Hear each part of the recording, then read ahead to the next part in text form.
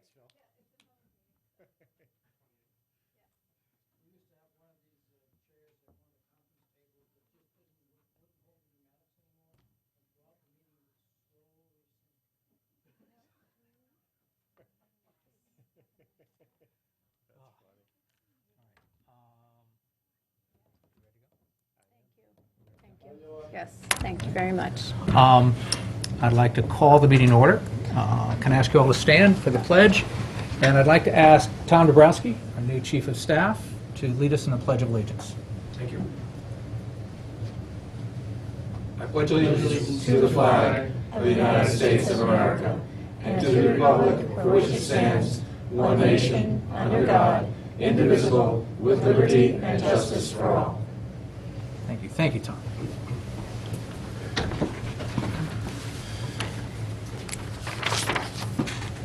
All right, first up, to consider and act upon the minutes of the regular meeting of January 8th, 2014. May I have a motion to accept? So moved. A second? Second, Any discussion? Do you want to go? Go ahead. Take it. one amendment. We were not here until 7. Correct. That was a typo on my part, actually, in notifying the secretary. So we're on the same page. Yes, that was what I had. 5. Right. So your specific motion is to change which word? Item 11 to 502. Is that correct? And item 10 to 5.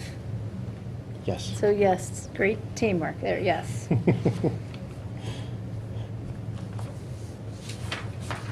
All right. Who made the motion?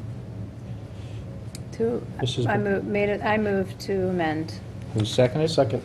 All right. Any discussion on the amendment? All in favor? Aye. Aye. All right. Minutes as amended. Any further discussion? All in favor? Aye. All right. Thank you. Next up, to hear an update from the director of the Fairfield Museum and History Center, Mr. Jaley. Can you give us an update of all the wonderful things that are on tap for the your museum for the year and the 375th? I certainly can, and thank you for the opportunity to come to you tonight. And as we all know, hopefully by now, this 2014 is the 375th anniversary of Fairfield's founding, and we are very pleased to be part of the town's effort to celebrate that in many, many diverse ways. In addition, the Fairfield Museum is also doing a range of special exhibitions, programs, and events throughout the year to commemorate really the wonderful diversity that this community embody throughout, its almost 4 centuries of existence. Just to give you a little recap, if I may, of some of the major highlights.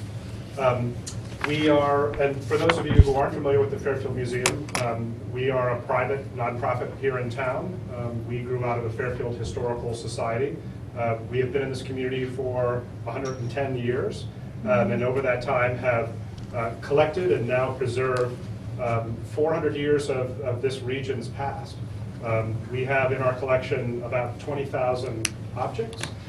We have a big library of, close to 10,000 pieces of archives and rare books and what have you that really preserve and celebrate all aspects of this community. So we're proud to be a part of the forefront of this celebration this year. One of the many ways in which we commemorate Fairfield's special history is through exhibitions. The museum gets approximately 15,000 visitors a year to the museum. Many of those come from outside the community, and so the Fairfield Museum is an important cultural engine and economic driver, I think we would all agree, for this community, and bringing a lot of outside people here who in turn go to lunch and do other forms of businesses and hopefully do shopping as well. But as I said, our exhibitions are a main way to draw a lot of those people here.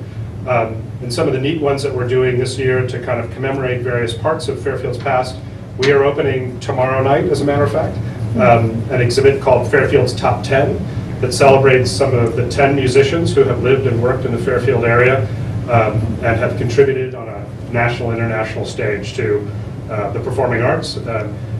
From Leonard Bernstein and Richard Rodgers all the way up to Nile Rodgers and Keith Richards, and we've again used the old boundaries of Fairfield, so we're kind of including Easton and Weston in that. But it'll be a neat show. It is, which is a good thing, but unfortunate if you haven't already RSVP'd, it's sold out. So come out to see the exhibit. It'll be up through April. We are also doing at the end of February a wonderful exhibition called The Wonder Women of Fairfield, which celebrates a lot of the great women who have made a huge impact in the history of this community. That opens at the end of February. And again, this year we're doing our images photography exhibition, this year featuring special part of the show on iconic images of Fairfield. We'll also be doing later in the year a wonderful show on the witch trial history that occurred here in the 1600s, and on the Pequot War and the founding of Fairfield. So what we've been trying to do is to cover kind of the 400-year range in the exhibitions. In addition to that, we continue to do throughout the year a very, very ambitious schedule of educational programming. We bring into the museum close to 5,500 school kids each year. Every year it goes up by about 15 to 20%, so that will probably be closer to 6,000 this year when all is said and done. Probably half of those come from the Fairfield school districts. The other half come from communities as far away as Norwalk, Danbury, Bridgeport, and all the communities in between. So we are, while we celebrate Fairfield, we are a regional draw for education. In addition to that, we will be doing many of them in collaboration with the town. A number of great special events this year. Our Memorial Day picnic, which is always a fun picnic after the car parade. We'll be inviting the community down for a free open house at the museum, games and special activities on the green. And then July 5th, right after the fireworks, we're working with the town, working with Mark, I believe, to do a special picnic on the green, a July 5th barbecue. And then the following day, July 6th, we'll be doing tours all day related to the burning of Fairfield history, which is always a perennial favorite. And then in October, which is the actual birth date, roughly, for no one really quite knows for sure, but we knew it was sort of mid to late October, we're doing a formal birthday gala at the Fairfield Museum. So there's a lot going on. As I said, we're very proud to be working with the town to really celebrate who we are as a community. I think what's central to the mission of the museum is not only to preserve and to commemorate our history, but to remind people that the community with which we now enjoy was created by many generations of people before us who have sacrificed and worked hard to create a community that they envision, and that we in turn have an equal responsibility to play an active role and to participate in community and to participate in creating the future that we would like our children to enjoy. So we hope to continue to be an engine for civic engagement and hope to be a way that we can celebrate who we are. So thank you for the opportunity to give a little recap. Mike, thank you. A couple things. One, the original borders. We owned Westport, Weston, Easton, and about half of Bridgeport, right? Yeah, so the original borders were about 4/5 of Westport, Yeah. Easton, Weston, Reading, and the Black Rock section of Bridgeport. Wow. Fantastic. A couple things. One, I can't really imagine what the museum would be like without you. You've done a tremendous job in terms of providing the leadership in some tough economic times, getting through, both getting the museum off the ground Right. from soup to nuts, as well as providing that, and then really put Fairfield on a map in a lot of ways. I mean, you had the Emancipation Proclamation come in last year, Right. one of the original signed copies. Right, we were very fortunate to be able to host For about one of those. 6 months, and that was just, I don't know the quite word, but very emotional, just to stand in front of that document, read it, and see Abraham Lincoln's signature right down at the bottom, and realize everything that's taken place with that. You've certainly taken the lead in Fairfield and 375th, and thank you, because your leadership has been tremendously beneficial there. I always love your holiday train show. That's one of my It's a personal perennial favorites. favorite, yeah. And you were kind enough to talk about the different programs you put on. I think that we also appreciate from a town standpoint the maintenance you do of a number of our historical Yes. structures in terms of the Burr Homestead, and kind of in conjunction with that, your vision for how to make, I'm going to call it the green, but that area between Old Town Hall, the museum, and Sullivan Independence Hall, kind of more of a center for our history. Restoring Sun Tavern, where George Washington is rumored to have spent the night.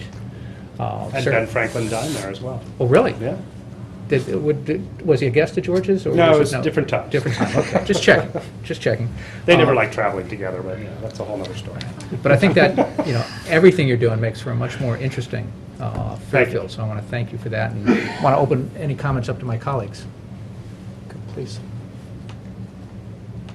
Okay, well, I would concur. It's phenomenal, the work that you've done, and actually, the Emancipation Proclamation exhibit is a great example of the power of history. And that night, the community coming together, and not just people from Fairfield, but people from other places as well. And it was extremely powerful. And I love how you connect all the pieces of our past into what we do today and into the future. And I got a chance to meet your cohorts here. Your sons are here with you, which Yes, is I didn't wonderful. get a chance to say, I brought my 2 boys, Adam and Xander, along with me. They just got out of school, but they wanted to kind of come see the great work that you all do as leaders of our community as well. Well, and I just want to thank them for being here, because it's a perfect example, how we teach all of you, the young people, the importance of that future. It's really important for us as a community to continue to do that, and I appreciate very much your efforts. Thank you. Thank you. And thank you for being here. And that's a great point, is the segue from generation to generation, and how our children learn from us and how we learn from our parents and grandparents and forefathers. And you have done a wonderful job at bridging the 375 years so that we can go in there today and see and feel the history of our town and be part of it today going forward. So thank you for all those efforts, and thank you for your participation in this year's events and being a sponsor and a partner and a very important component of our year-long celebration. And we look forward to seeing you all year long. Yeah, great, thank you very much. Well, we enjoy our very close partnership with the town, we thrive when the community comes and enjoys what we have to offer. We try to be a crossroads of learning and understanding for our community, and the more that people participate, the more we like it. Now, just to be confirmed, in case anybody perchance out there doesn't know the exact location of the History Museum, where are you located? We are located at, our street address is 370 Beach Road. We are physically located right adjacent to Sullivan Independence Hall, where we are here today, and right behind Old Town Hall. So the best way to get to us, we're tucked away a little bit, behind both buildings, but off of Beach Road, just past the intersection with Old Post Road. Okay, and Right. you're open 7 days a week? We're open 7 days a week, 10 to 4. Great, and people can stop by anytime throughout that? Anytime, and our library is open from Wednesday through Saturday. But yes, we're always open. We always love people to come by, share what they know. Again, we're not here to just bring history to the community. We are part of the community and how people want to preserve their stories. And we work very hard to try to be inclusive of everybody's role and story here in creating this community. Yeah, can't think of any more organization that's more involved or takes a more of a leadership role in preserving the history and culture of our town, including, I'm going to say a year or so ago, we were down at the cemetery, going through both, on one hand, restoring the cemetery and the gravestones, but also learning a lot Right. as we went through that in terms of recovering history, if you will, for lack of a better term. So, again, thank you for all that you do. Great, well, thank you for your support, and we'd love to have everybody down, so come on down, anytime, All right. multiple times. Mike, thank you. Thank you so much. Mike. Thank you. Next up, the Fair TV Operational Committee. Mr. Kennelly was supposed to be here to present this report to our Right. board. He had an emergency at work. He's unable to make that. Okay. As I understand the timing, the Fair TV Committee is presenting to the RTM a draft of an ordinance to help clarify and define their place in the town government. I believe that's happening this month, but the purpose of today's meeting, or this report, was to kind of give us that review, give us a chance to provide some feedback that might Right. help with that as it went to the RTM. Given that's not taking place and giving, I believe the schedule for the RTM is still in place, there are two courses of action. One is that since we've done our homework and had a chance to review this, Right. do we want to have a brief discussion on it and raise, and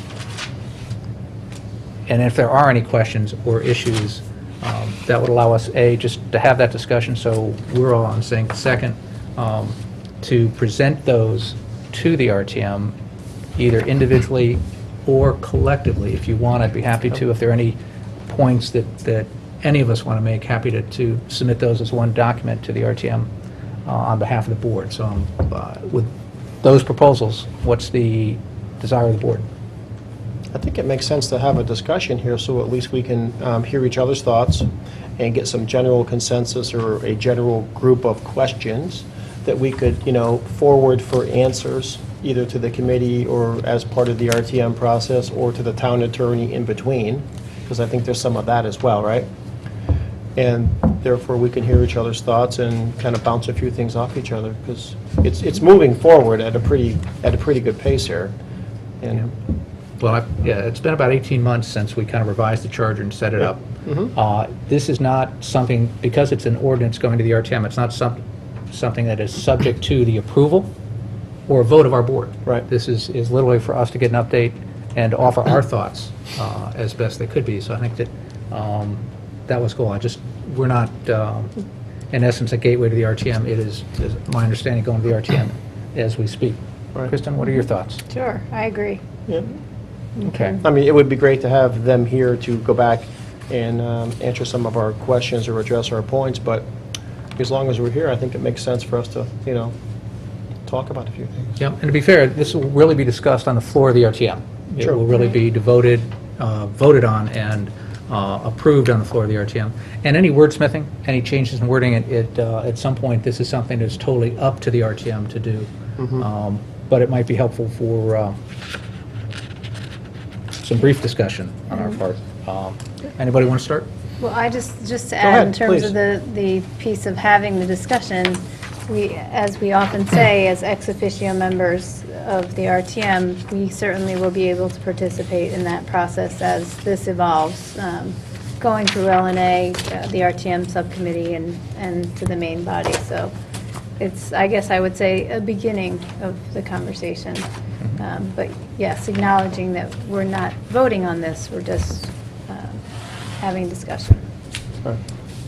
And the other point, and I don't know exactly where it fits in legally, is the current commission remains a subcommittee of the Board of Selectmen at the present time, is my understanding. Well, at least it's a Board of Selectmen appointed Right. committee. So it's not that we have direct oversight over them, but I think we do have responsibility to be up to speed with what they're doing and interacting with them along the way and giving them our feedback. Yeah. And to that point, currently they're operating under the charge that was approved by this board. Right. The committee, believe it was a year ago, we extended their term. So the committee currently expires on June 30th, 2014, if I remember correctly.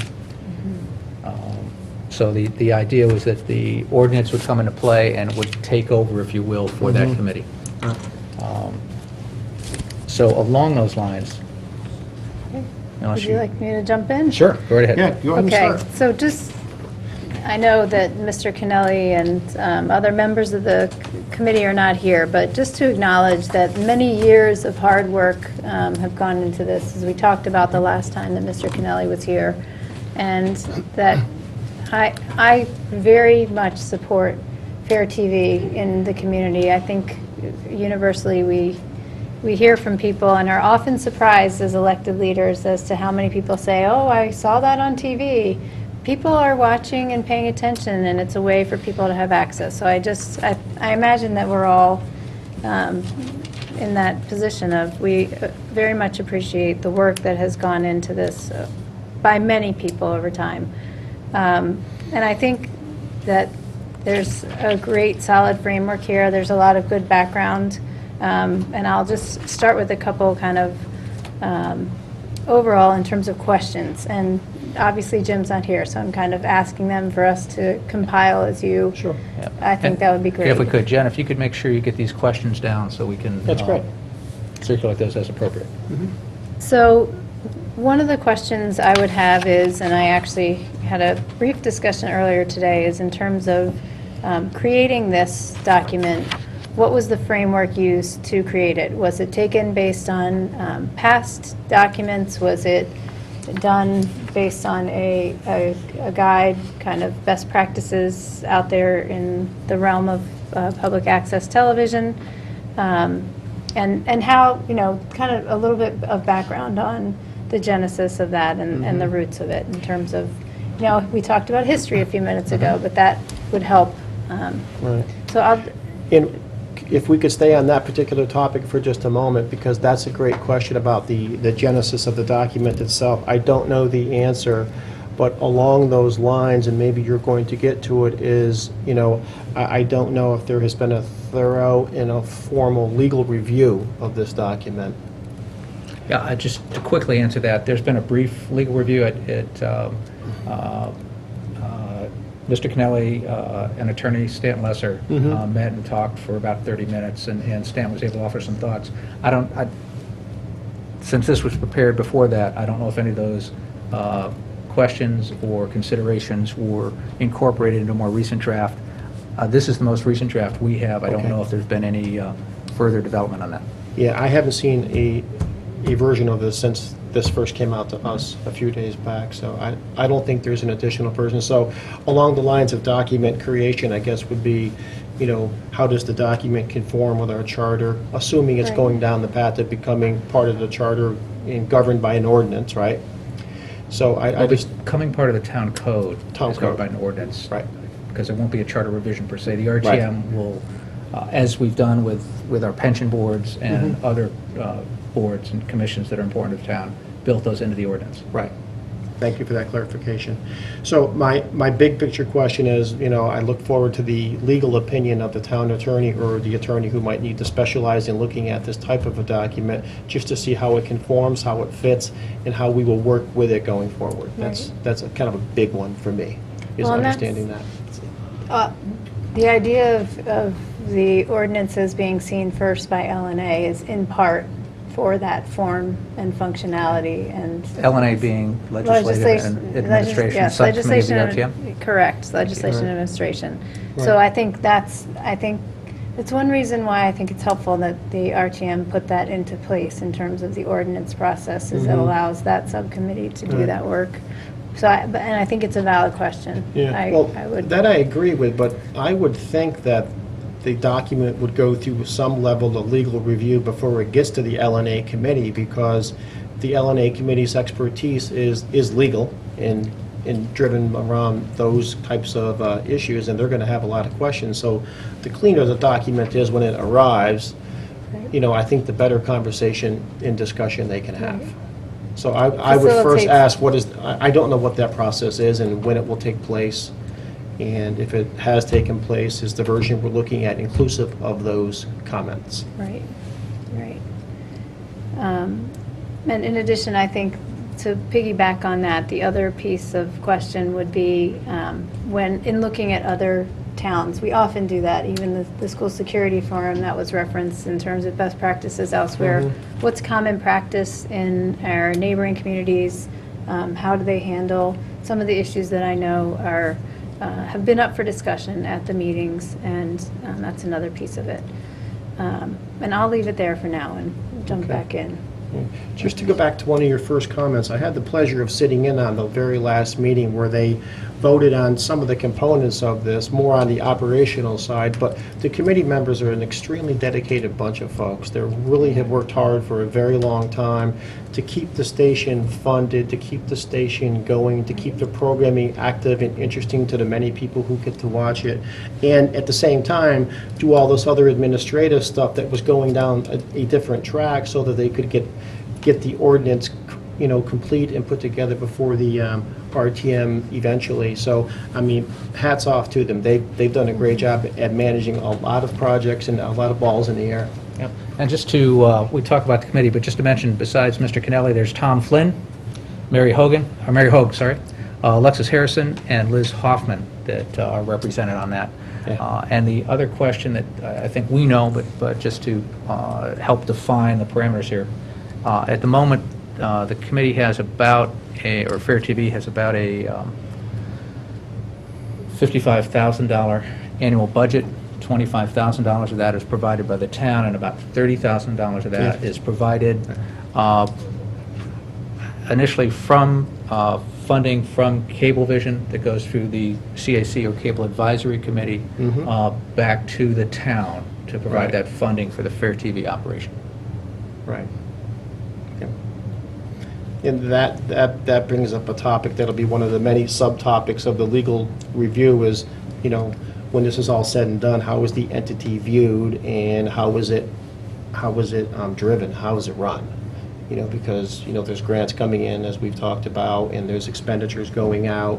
So there needs to be probably a more consistent formal process for how the budget is managed. Well, and some of this has grown over time. Certainly, the town didn't start contributing funding until 2 years ago. Yeah. Up to that point, the budget was about half what it is now. I think that along those lines, it is a town entity, at least as it's defined and drafted in here. So consequently, it does have to follow the town guidelines for expending money, for receiving grants, and provide that those requirements. It doesn't, in here, it doesn't seem to address any presentation of the budget. And again, back when Fair TV was initially founded, it was working with a limited grant from the Cable Advisory Commission, so that was perhaps less important at that point. Now that we're budgeting money for it, I would have looked to see if the RTM, as they traditionally have, would like to see in here it's identified when a budget would be formed and presented to a body, much like our pension boards do. Right. But also, at some point at the end of the year, review how that money was spent, what was actually done versus not, and from a financial control standpoint, kind of how that financial oversight, if you will, is provided. And especially since, again, as part of the town, it is subject to the audit, certainly, that we do as part of that. So then there again is a question for how other towns handle that, because, you know, obviously, so we have this issue of media and government, right? Which in our country we have been very careful and we've protected that as well we should. So I think that that's the other piece of the budget conversation is what has been effective in other communities in terms of, I understand, and by the way, should also give a lot of credit to Jerry Spino, the man behind the camera, who has been instrumental in this process as well, and thank you to Jerry. But that there are other communities who more fully fund their public television, public access television, and how has that worked in being able to keep that independence, yet provide the level of financial oversight and responsibility to the taxpayers that we're required to do. So I think that's another question here that, as part of that conversation, will need to be included and resolved in a different way. At least I would hope, because No, that's a great point, because that was one of the topics of conversation at that very last meeting. They were going through some operational decision-making about programming, you know, what's appropriate and what's not. And without getting into anyone's opinion on that, it's very important for them at some point to have, you know, not black and white guidelines, but pretty understandable guidelines for what's good and what's acceptable versus what is definitely not. And then there's always going to be the gray area of, well, this is new or this is unique, or what do you think about that? So they have some work to do there. And there's going to be a lot of input from many different, you know, people on that particular topic.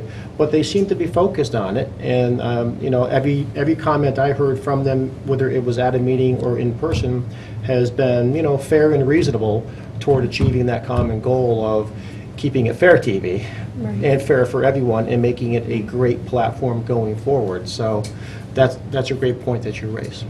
Well, I think back to your point on the legal review, one of the questions is, once you start to define clearly what's included and what isn't, does that cross any legal boundaries, be it freedom of speech, be it providing access? Now, we've got 2 channels that are kind of under the Fair TV auspices. There's a 3rd channel that I'm not clear how it works at all, that's handled by Soundview. Right. which in the Cablevision network is channel 88, I believe, which Think is so. the public side, The public. which theoretically would allow for additional programming by other residents. And I'm not quite sure how all those fit together. Yeah, So yeah. perhaps some discussion at the RTM level that would help everybody understand the framework in which we operate. Yeah, and my understanding is similar to yours, Mike, is that there's three buckets. There's the educational channel, there's the Fair TV government channel, and things that are inclusive there. And then the third channel is what's known as just the public access Right. television channel, where, any individual could pretty much do anything that's reasonable, produce it and have it televised. So it's a kind of a matter of defining what's most appropriate for each of those three channels, or at least for R2. Right. And then I guess anything that falls outside the guidelines of those two hopefully would fall into the other at some level. I would Does that make say- sense? Yeah, Okay. absolutely, definitely. That's how Jerry has explained it to me before as well. I understand it the same way, and that as Fair TV, that it's the two channels, the education and the government, are where this is the focus of. Right. I would say, from my perspective, in terms of this conversation, those major issues are really kind of where I'll leave it for now. I think I could have a lot more conversation in terms of program guidelines or more of the specifics in here. And I think that is an important conversation that needs to be continued at the RTM level. But those are kind of some of my broad view perspectives and questions right now about it. And I'm certainly intending to be an active participant in at least listening primarily, but perhaps speaking at the RTM level as well as this Yeah. goes forward. I would agree with that assessment. That's kind of where we are here today, especially without a formal presentation or other folks of knowledge to interact with or ask questions of. So I think just moving the ball forward with our support makes sense. And, I'm kind of torn on a couple things, because this is, in one way, this is kind of our baby, because we put the committee together and we kept the committee together and we extended it. And, so we're all attached to it in some way, in many ways. And then on the other hand, we really don't get to vote on the end product, even though we can be involved as ex officio members or as citizens within the RTM process, which we will, and that's a great idea. Right. It's at some point going to leave our table and be on somebody else's table to make a final decision and determination and tweaking it. So I just hope that we can all stay involved and come to a agreement and consensus along the way on what the end product looks like that 50 members can stand up and vote for. Okay. Agreed. Just a couple follow-on thoughts. There are some, as we talked about, there's some guidelines in here in terms of scheduling and programs. I hope that Fair TV, I think, has been invaluable over the past year in terms of we had several FEMA panels that were on Fair TV and provided a great venue for us to communicate out to the town and all the residents in the beach area. Critical components of FEMA grants and funding that are available, how they work, and gave people a chance to both, that attended the sessions, ask questions, but those who watched to hear the questions and the answers. And I think that's been a key component over and above what I'll call the normal town meetings Right. or functions. Also, when we had the mold issue at Fairfield Woods Branch Library, there was some miscommunication out there, some misunderstandings. I thought but we were able to hold a press conference and clarify that. And again, I think Fair TV was extremely valuable in helping that. And I think that as I look at the rest of this, that it references some grants, and again, because it's a town agency, I assume it's going to follow in fact, it needs to follow the normal process for grants that we use. Our grant process does need some clarity, as has been referenced by this board. I've asked our CFO, Bob Mayer, to take a look at that and see if we can clarify how that happens, to have a little bit more consistent approval process as we go through that. And then lastly here, it does reference an annual budget for broadcast operations. I think that as our pension board does come before the RTM for both approval and also if you will, a review of what happened from an actual cost standpoint.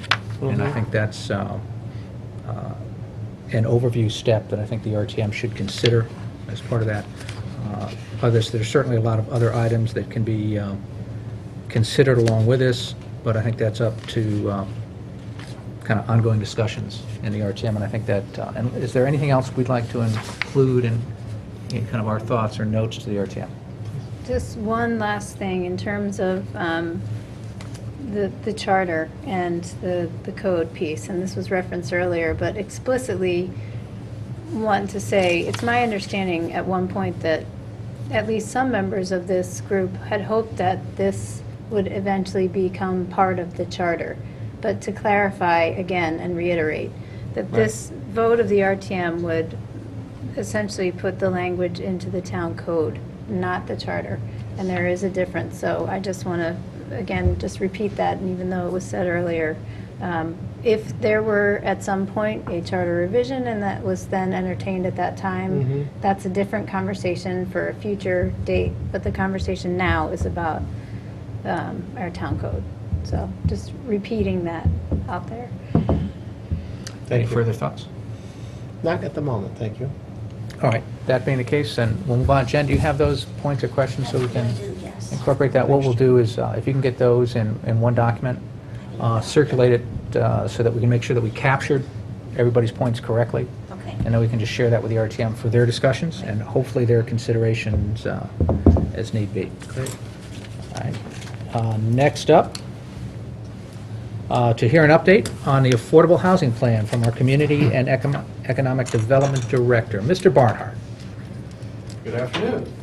Good afternoon. First of all, Chairman Grathwall from the Affordable Housing Committee conveys his regrets. He was unfortunately unable to join us today, so I'll be making the update on his behalf, and hopefully we'll do him justice in terms of providing you the information you need.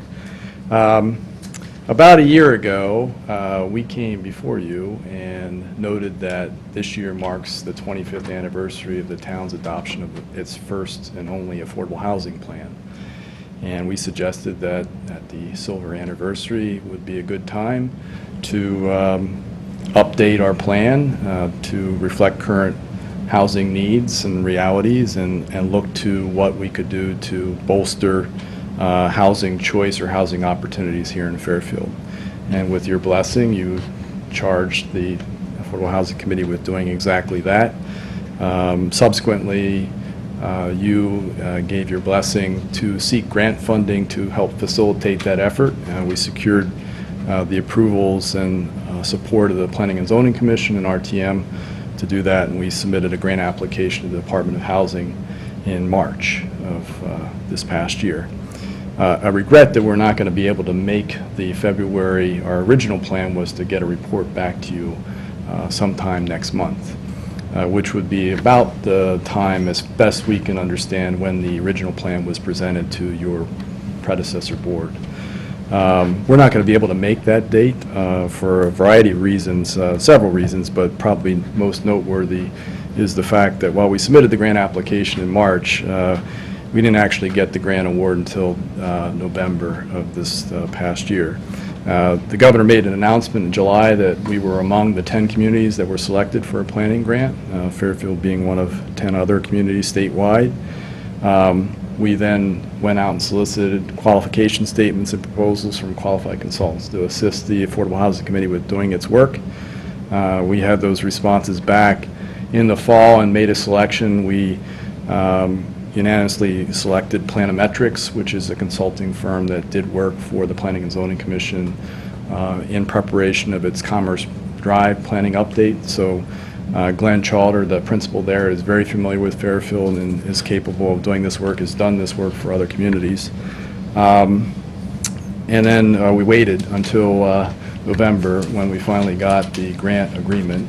We did execute that promptly, and then the day after we sent it to the Department of Housing, we signed Glenn Chalder up and signed a contract with Planometrics to do the work. I'm happy to report that we've made considerable progress. We obviously didn't wait around all this time waiting for a consultant. We did some work ourselves. I was assisted very capably by an intern over the summer who did some data compilation work for us. The reason why we thought it would be helpful to have a planning consultant on board, really the value added that he brings to the table, is to take a look at what other communities have done that are similarly situated, similarly sized to Fairfield, in terms of their strategies and tools that they've used successfully to help create affordable housing to meet the needs of their residents. So that was the piece that we were looking for, and that's kind of where we're at. So we have largely completed the data compilation analysis phase of this. We've begun to develop strategies and tools. First, we look back at the strategies and tools that we have used. We have a long and illustrious history here of creating affordable housing, and so we don't want to lose sight of that. And there's things that we've done well, that have worked well, and we want to make sure that they're part of our plan going forward. But we can also learn from the experiences of other communities, and particularly suburban towns, inner-rig suburban towns like Fairfield, that have done this on a scale that would be appropriate to a suburban town like Fairfield. And so that's where we're at this point. We are looking to, again, continue our outreach to various groups. We've had, our planning consultant did a series of interviews with community leaders, groups, representatives of various groups in town, to kind of give him some further guidance and direction. We'll be continuing to do outreach to some various groups, culminating in what we hope will be a public workshop in early March, whereby we'll have a facilitated discussion and some exercises to help people think about housing needs as it relates to their personal experience, housing that they may have had. We don't all live in the same house that we grew up in, or very few of us do, grew up in or were raised in. So we all go through a progression of housing that we have had at one time or another, and it's not always typically the same type. So part of this exercise that we envision is to help people think about housing needs as it relates to their personal experience in the past and in the future, and to make sure that we have the right types, not just the number of housing, but the right type of housing to meet not only the needs of current Fairfield residents, but future Fairfield generations. And we think that that's important. It's really about housing choice, to make sure that we have appropriately diverse stock of housing to meet the needs of our future generations. The other thing I think really it's been very evident as we go through this process, it really is from a community standpoint, we have a choice as a community. And it's very evident given the more recent past. We can simply react to what others may determine or may think would be appropriate in terms of affordable housing, or the type of housing that they think we might need. Or we can plan for it and be proactive and plan for it as a community and think very thoughtfully about the types of housing that we think we need for our community and for our residents. And we think that's really the choice here. It's about being proactive and thinking about our long-term needs as a community and making sure that we have the right types of housing available for our residents. So in March we will have this public workshop. We'll be also having a further conversation with planning and zoning, specifically around specific strategies and tools.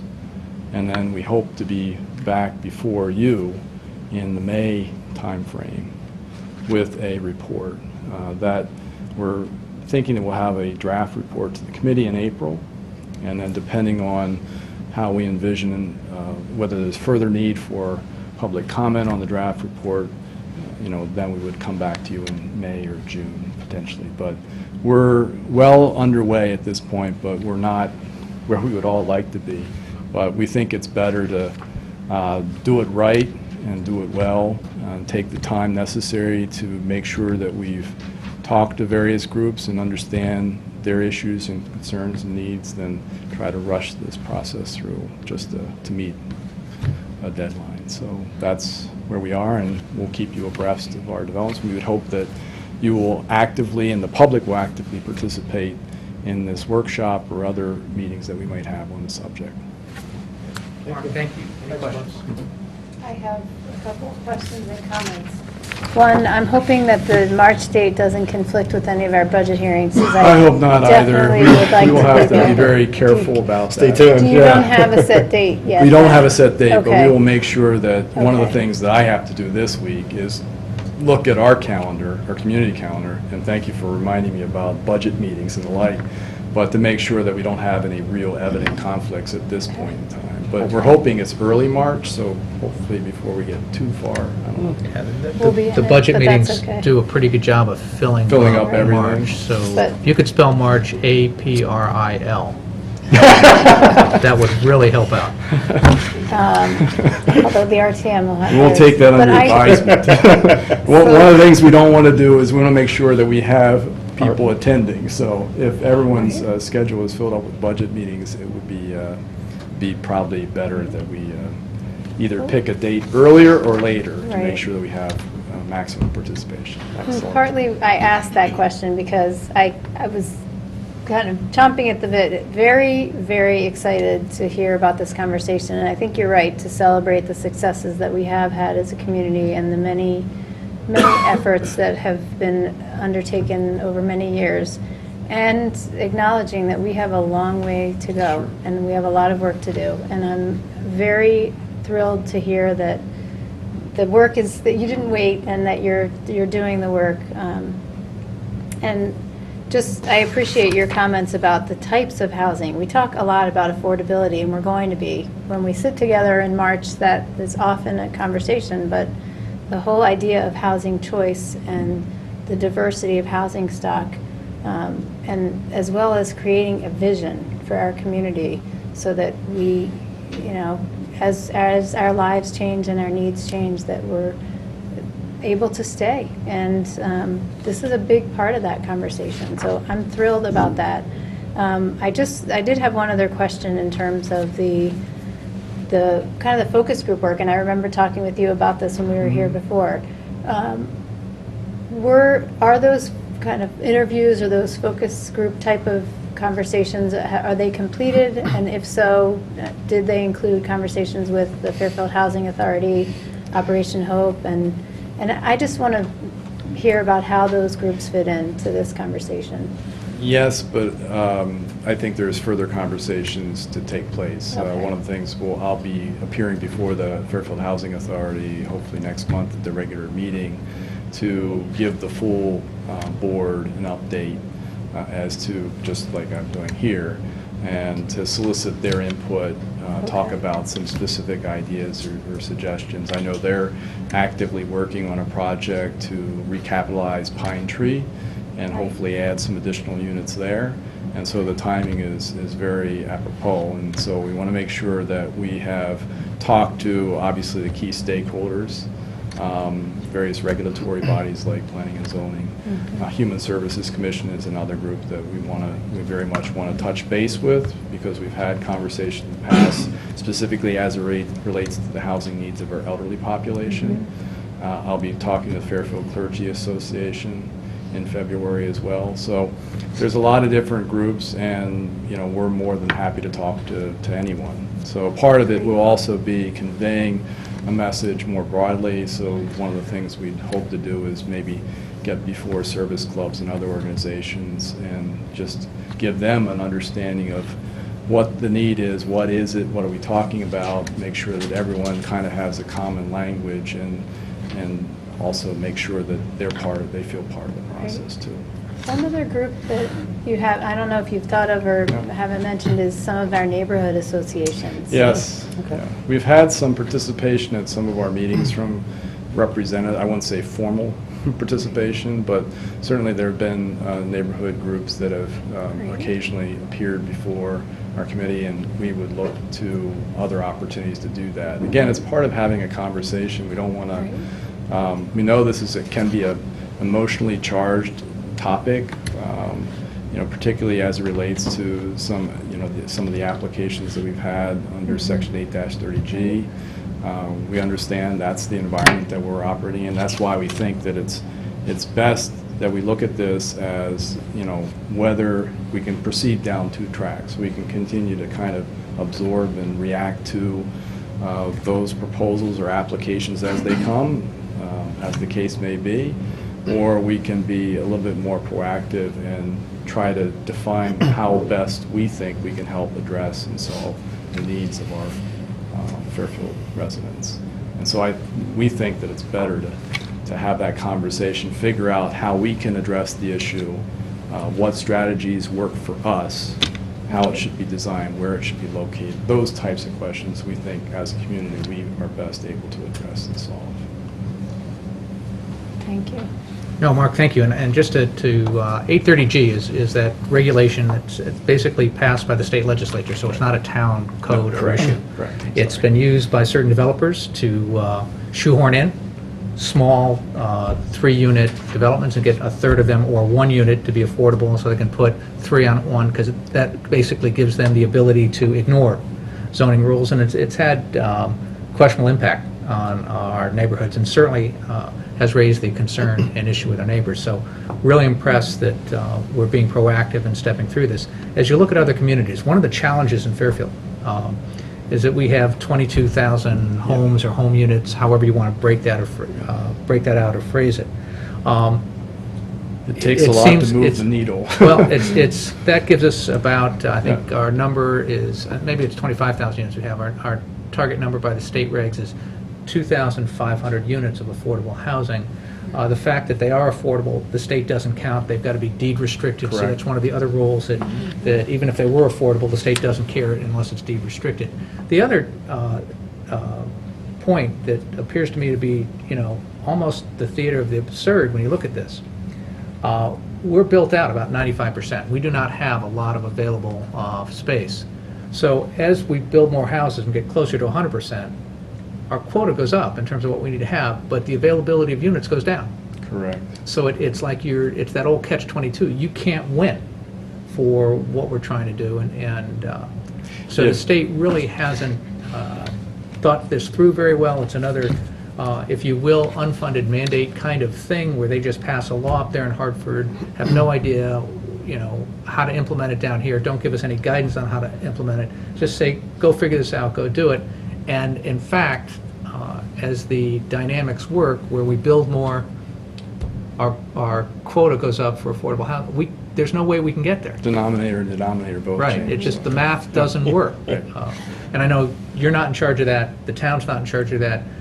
That's something that's been foisted upon us by the state. And unfortunately, it doesn't help address the affordable housing issue. What I like about what you and the committee are doing is you're really looking at affordable housing. You're looking at what it needs to be, looking at what the real guidelines are in terms of building it near transportation hubs, building it near mass transit, building it where all the guidance out there from successful affordable housing integration into communities has worked over time, as opposed to what the state legislature did. So what the legislature did is just, again, pretty absurd and certainly ineffective when you're adding in 1 unit at a time in some neighborhood that just so the developer can make a few bucks.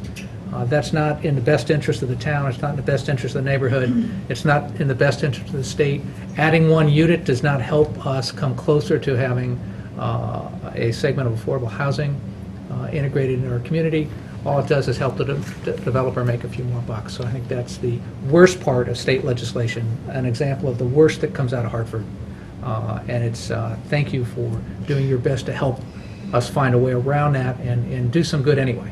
Yeah, certainly the committee nor I subscribe to the theory that one size fits all. And, having kind of an arbitrary threshold for each community townwide, regardless of where they are development-wise, as you just mentioned, doesn't make a whole lot of sense. I don't think that we're going to suggest to you that we have a plan that will get us to any kind of 10% threshold.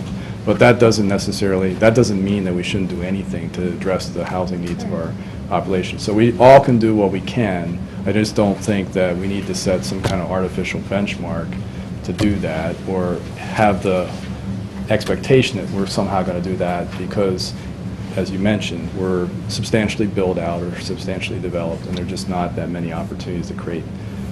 Nor do I think that that's really what we should be doing. So, but that, yeah, I think we're going to hopefully present to you a realistic plan as to what we realistically can do here to meet our needs.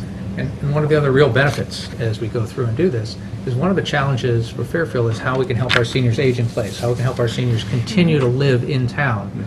Affordable housing options would certainly do that if they're both affordable and, importantly, senior-friendly in terms of how they're built out. And I think that's one of the strategic issues we have to deal with down the road. So I think this is, again, another step along this path in terms of helping our community provide ways for our citizens to continue to live here and participate in Fairfield where they've spent their whole life.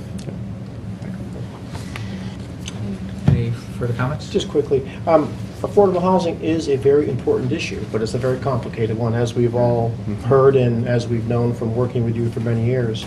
You know, the issues range from, as we've discussed here, the impact on our neighborhoods and our citizens that are here, you know, to the affordability of any house in Fairfield, given the cost of living here and the price of real estate, right? And there's a lot of issues in between, you know, and being fair to all the citizens and having, as Mr. Tetro mentioned, a safe haven that's affordable for our senior population is critically important to our town. So I guess it kind of leads me to back to one of your comments about being proactive, and I've heard a lot of proactive comments from you, and I really appreciate that. But when the report comes out, or even before the report comes out, or if you can speak to it now, possibly, can you help us understand how Fairfield, being in the situation that we're in, with all the factors coming at us from different directions, you know, how do we become a leader? How do we take a leadership role in this state and not just provide affordable housing, but do that without negatively impacting all the other people who live in our town, and still deal with the legislation that's coming down from Hartford that doesn't quite fit our mold. It makes it, in many cases, more difficult for us than easier for us to do good for more people.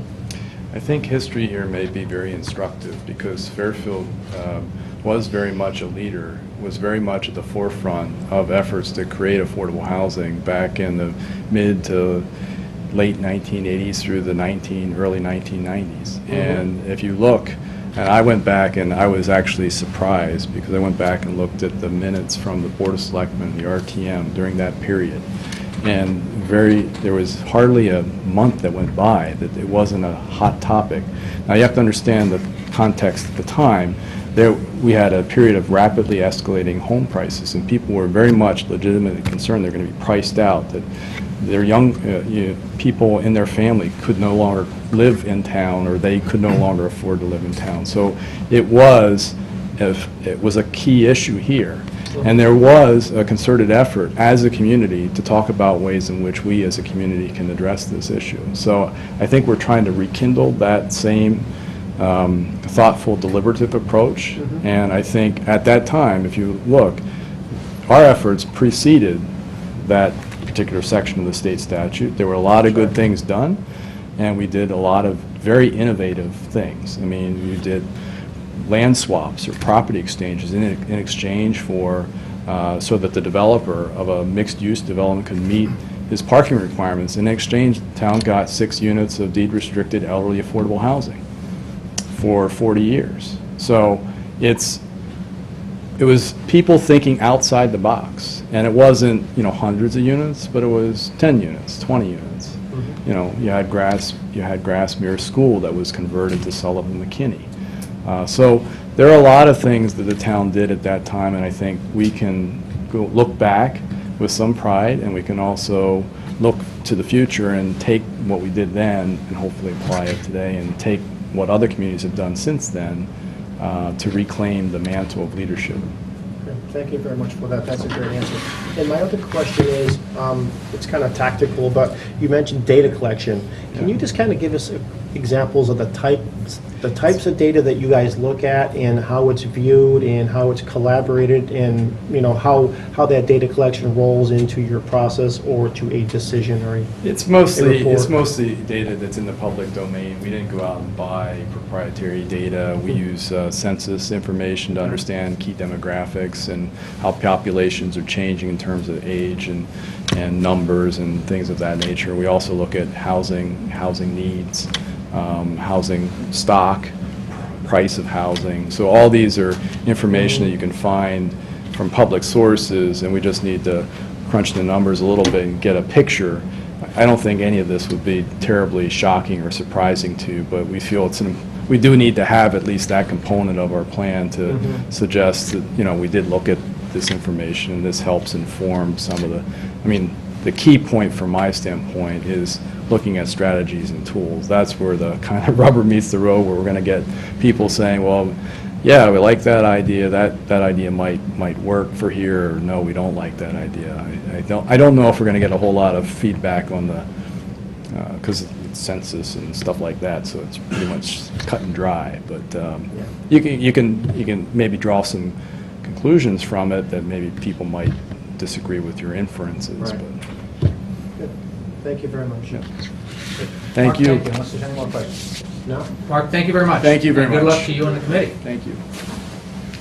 All right, next up, Board of Education, non-recurring capital, to hear, consider, and act upon the following resolution. Resolved that the town of Fairfield hereby appropriates the sum of $978,766 to fund the costs associated with the following non-recurring capital projects. Partial roof replacement at Mill Hill Elementary School, $461,614. Replacement of 2 boilers at North Stratfield Elementary School, $364,652. And replacement of 1 boiler at Fairfield Ward High School, $152,500. May I have a motion to accept? So moved. A second. Second. Mr. Cullen, Mr. Dwyer, do you have some presentations to do for us here? Sure. My name is Philip Dwyer, Chairman of the Board of Education. First, I bring appreciation from our superintendent, Dr. Title.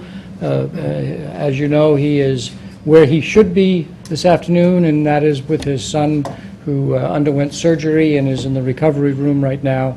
So, but as you know, Dr. Title, he equally wishes he could be here, representing the needs of 10,000 students. But he appreciates your understanding. Please convey to Dr. Title our board's thoughts for his son and speedy recovery. I will do so. The capital non-reoccurring projects history is that first, I assume that you all have the booklet and the memo that was provided to you. If not, we have additional copies if the press or anybody else needs them. Not too many people here other than the press. The history is that in the past, we've had about $2 million worth of projects that fall into this bucket. Last year, we had 0, recognizing 1, that we had caught up to a certain extent, and 2, that we had other financial issues that we needed to deal with, so we opted not to present anything last year.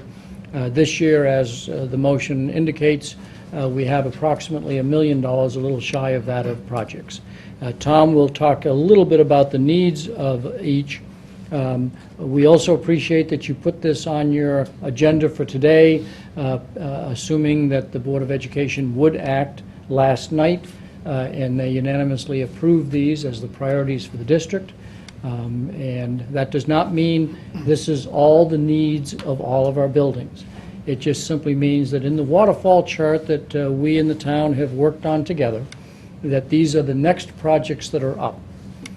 For those of you who have a keen memory of the waterfall chart, you will note that 2 of the projects were scheduled for this year.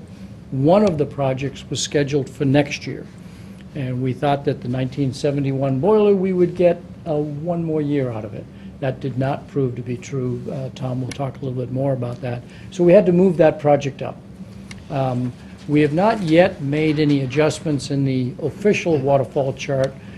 I'll say the small amount, about $150,000 of that project, doesn't warrant trying to make little changes in the waterfall chart.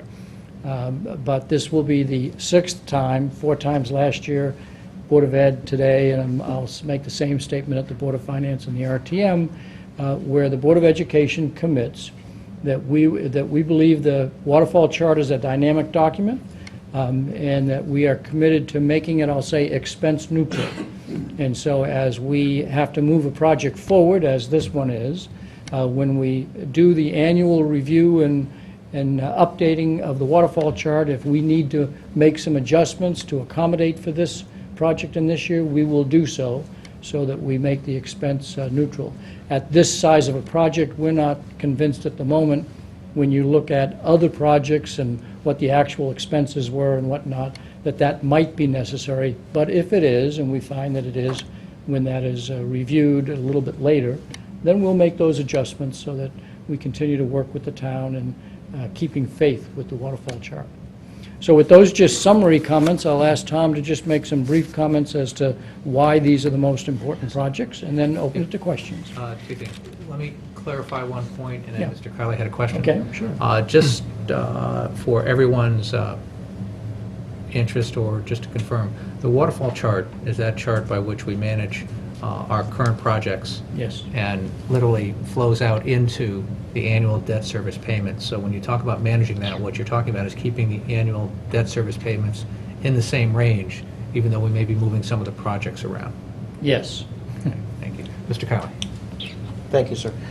Question. With all due respect to the waterfall chart and to the process and adhering to the budget in the process, which I'm really good with, and not getting beyond our spending, the big picture question that may or may not be answerable at the moment is, we have spent a lot less last year, next to nothing, and not a ton this year based on history. So I have to ask the question of myself, are we running the risk of falling behind in building maintenance on these types of projects, these level projects, these $200,000, $300,000, $400,000 chunks for boilers and other things that matter in the big run, that matter in the long run, that sometimes can have a more expensive expense or cost to us down the road. So are we, in anyone's opinion, not doing enough during the current times to maintain our buildings, keep them properly serviced and maintained by pushing things off? If I eliminate the one word that you had, anyone's opinion,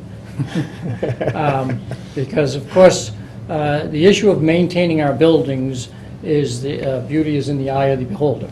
I think the Board of Education is comfortable with the schedule that we have that says that we are addressing the needs in the order that they need to be addressed. And in this instance, when the boiler that we expected we would get one more year out of, and it's not happening, we will move it forward. And so we're not going to allow a building to fall into disrepair, not be safe, et cetera, et cetera, et cetera. So we're cognizant of that. Clearly, if you say that we have a total number of needs and we're stretching it out over 10 years, you have to accept the fact that since we can't pay for everything at once, that 8th and 9th and 10th year project is going to cost us more money, because we don't have the ability as a town to finance all of our capital needs in 1 year. And so that's just the reality of it. And so yes, spacing it out over 10 years might cost us a little bit more money, but I think it is a responsible way to budget, and I don't believe that there is any project out there that we are deferring a real need simply because of trying to stretch it out over the 10 years. If that answers your question. Which does answer my question. Thank you very much. I just think back to decades past without pinpointing any one, and there have been periods of time where the town has not spent what I believe is the appropriate amount of money to maintain not just school buildings, but other buildings as well. And we ended up with problems down the road that, in many people's opinions, could have been avoided had we done certain things along the way. And I know Mr. Cullen has had conversations with us for many years on similar topics. And so I'm just raising the issue for awareness, not to spend more money, but to make sure that, with all due respect to a budget and to a waterfall, that we're doing the right things above and beyond that. I think a related question, which I was about to think that you were going to say in a follow-up question, is the capital budgets is one piece of maintaining your facilities. Right. But the annual operating budget that is continually getting squeezed, and so then you might put less money into the annual preventative maintenance of those buildings. I think there's more danger of the buildings developing a problem because we have squeezed the maintenance budgets of operating budgets. And so you ought to be looking at both sides of that when you're asking, are we keeping up? Because certainly both on the town side and the Board of Education side, the last several years, operating budget discussions have not been as enjoyable as we would like them to be. And if we continue to squeeze, about 90% of our budget is fixed cost.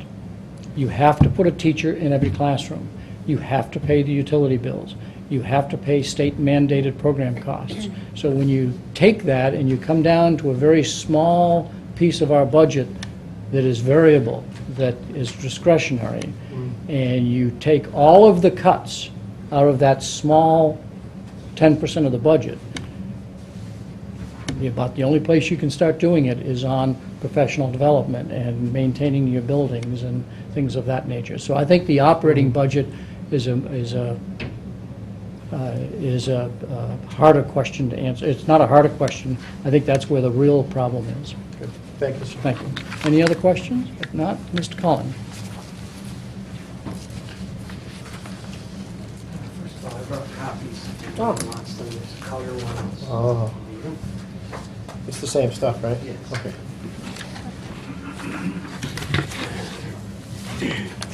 Blue ones are nice. I borrowed a copy last night. For the record, I'm Tom Cullen. I'm Director of Operations for Fairfield Public Schools.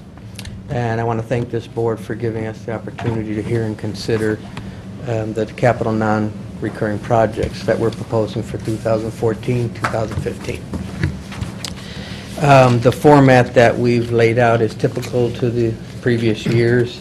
You should have gotten a packet that identifies each project by name, cost. We included 14-point questions that were used with the town to try and help you through the process of each project and understanding its importance. We include the photographs because they really tell the story.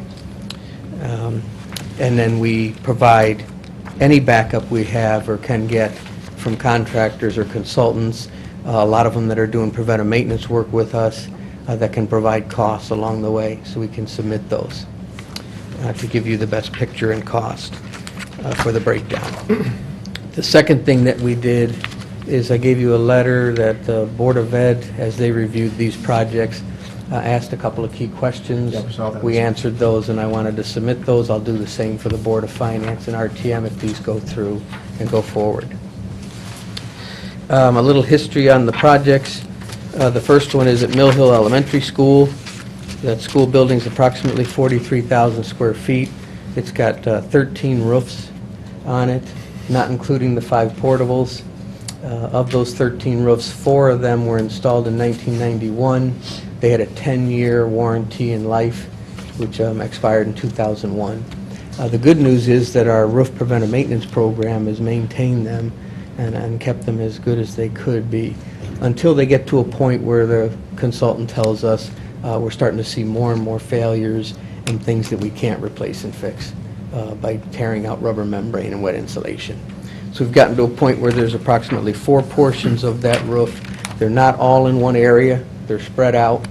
They equal about 14,176 square feet to be replaced. And we provided a lot of the breakdown for you.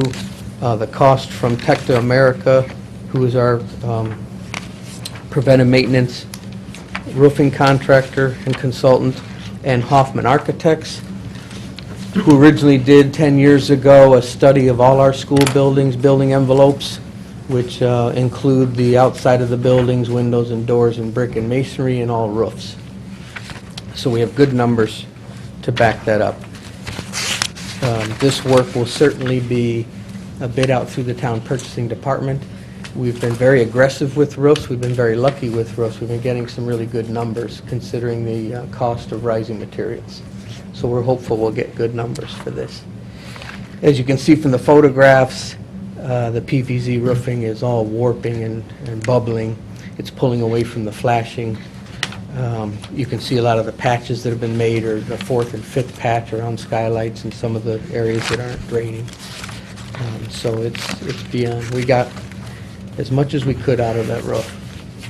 We then provided some good photographs for the Fairfield Ward High School roof, which is being done now, so you can see clearly what it needs to look like when it's new and warranted for 20 more years versus the old. Do you want me to continue through the other two, or do you want to do them one at a time? Why don't we pause if that's okay with the board, and ask any questions as long as we're on these pages in this topic. And I'll start if that gives a little time.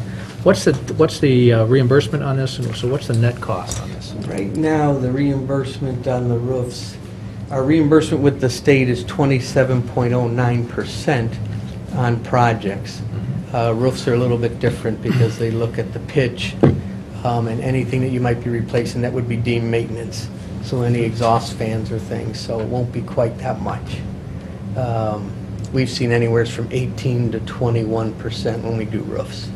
We had some issues with the pitch, I believe, on the Ward roof. How does the pitch That's impact gone away this one? now. The pitch has gone away. The state tried to enforce a half-inch pitch per foot, which is just enormous when you're talking about a large roof span. What it did is it raised up the parapet at Send. The edging all the way around your building is called a parapet. It's like a knee wall. They flash that. They start the membrane down on a cant strip, and that's usually 1/4 inch per foot is easy to meet. When you go to 1/2 inch per foot, that parapet started to raise up 18, 24, 36 inches. So people were complaining, to replace a roof, I've got to now have to replace my parapet and extend the wall up and put insulation that sometimes is 20 inches thick, which is just unheard of. So I think the state realized that from all the complaints they were getting from consultants, and they've now retracted that. They've gone back to the 1/4 inch per foot. Just a few moments ago, you used the term pitch. What you were referring to if the pitch isn't involved? The pitch that's involved is the far out stretches, the pitch to the drains, roof drains. One of the bigger issues too with the 1/2 inch pitch where we were doubling the drains. The roof drains are extremely expensive. They're the one penetration through the roof. They drop down through the school building or any building and then get the water away from it. So if you've got 17 drains on a typical roof like Mill Hill, you'd be doubling it to 34, 38 to try and meet this 1/2 inch pitch and get more drains. So all of these things, I think, were brought up to the state level by a lot of consultants and contractors out there that were saying, you're killing us with this 1/2 inch pitch. People can't afford it to go in and replace a roof now and start adding to the building, adding to the parapets, adding more drains, or like doubling the cost of what it would normally be to replace a roof. And I think the state realized that and retracted their statement and went back to the 1/4 inch pitch per foot. Okay, so just to come back to my original question, this is $460,000 approximately. It would be about $90,000 less than this is the actual cost of the town. Is that That correct? would we'd be hoping to get if we got full reimbursement. Okay, so that'd be something closer to 370. You're using 20%, give or take? I think Mr. Cullen mentioned 18 to 20%. Just Yeah, I can do the 20% in my head. I can't do That's the right. 18% in my head. They will look at the drawings and deem certain things maintenance and certain Right. things they won't include, but All right. we do our best and we'll have a consultant working with us on it. Okay. Any other questions of this, Kristen? Yes, thank you, Mr. Cullen, for this, and the photos are very helpful. I certainly prefer them to going up on the roof, so thank you. We don't want people going up on the roofs. Not as adventuresome as in your younger days. Yeah, that's true. I have done it.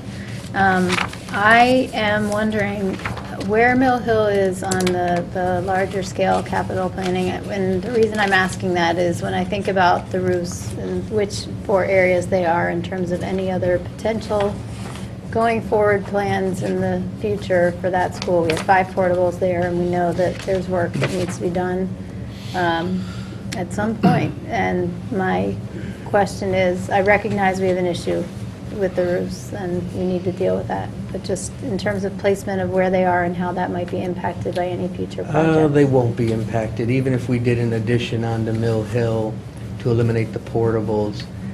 Where we proposed a couple ideas for the addition, these roofs will still be intact. The addition won't even butt up to them. They're probably about 25 feet away, because there's another roof in between where the building would attach. Okay. So this will be good work. We won't have to rip anything out in the future. Okay. And we'll get a good 20-year warranty on these new roofs. And you said that there are 13 roofs, and so 4 of them were 1991. What's the vintage of the other? I do 9 have that roofs if you that want are- me to get it in a second.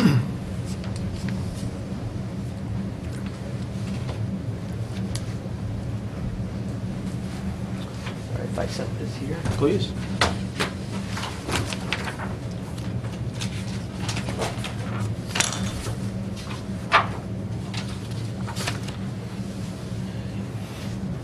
Okay.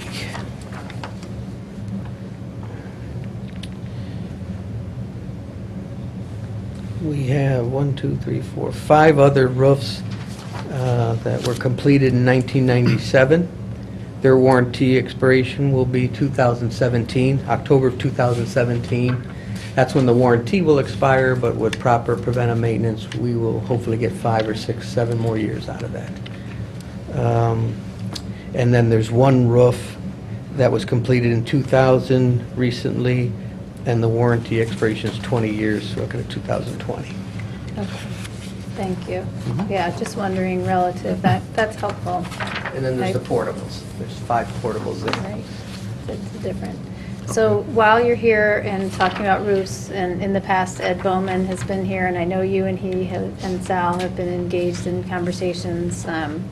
I emphasized how and I think that you and I have had conversations in the past, and I think we have, about the potential for using any part of our schools to help with some green technology. Obviously, in the past, solar panels have been discussed.